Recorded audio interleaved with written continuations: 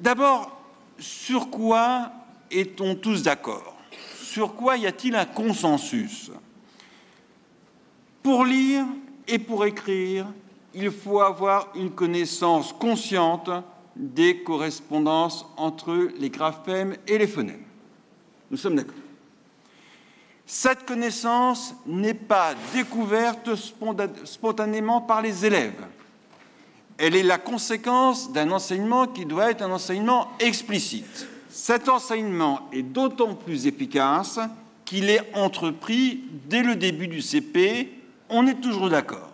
Aucune recherche ne permet d'affirmer que la démarche de synthèse soit plus efficace qu'une démarche analytique qui procède par décomposition du mot ou qu'une démarche dite mixte qui va combiner les deux, ou encore d'une entrée par l'écriture. La maîtrise des correspondances graphèmes-phonèmes ne suffit pas à la lecture et à l'écriture. Outre la connaissance des correspondances graphophonologiques, la lecture et l'écriture demandent, je ne vais pas être exhaustif, mais quelques points, un vocabulaire oral suffisant. On ne peut pas comprendre et produire à l'écrit des mots qu'on ne maîtrise pas à l'oral. C'est un travail qui doit être entrepris en maternelle, parallèlement au travail sur la phonologie, dont les différentes interventions ont souligné l'extrême importance. La lecture et l'écriture demandent également des connaissances qui permettent de traiter les lettres qui ne marquent pas les sons de façon univoque. Donc, il s'agit des lettres muettes, il s'agit des lettres qui peuvent se prononcer de différentes façons. Il y a aussi le problème des sons qui peuvent s'écrire de plusieurs manières, certaines marques grammaticales, etc. Ces connaissances nécessaires sont en particulier des connaissances morphologiques qui renvoient à la façon dont les mots sont construits.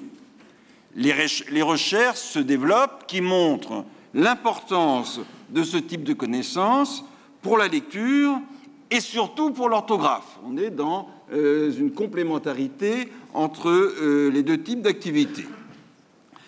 La lecture et l'écriture demandent également des connaissances sur les marques linguistiques qui permettent d'accéder au sens des phrases et des textes au-delà de l'identification des mots isolés. Il s'agit notamment d'une maîtrise de la syntaxe qui est souvent plus complexe à l'écrit qu'à l'oral, la compréhension y étant moins assistée par des indices extralinguistiques. Enfin, pour devenir un lecteur-écrivain habile, il va falloir automatiser les différents mécanismes. L'automatisation, il y a différentes conceptions sur le décours des mécanismes, mais il y a un incontournable.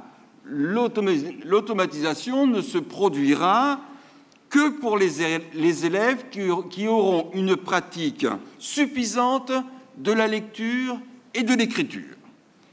Pour que cette pratique soit importante dans la classe et à la maison, il est nécessaire que les activités proposées aux élèves suscitent et développent chez les élèves l'envie de lire,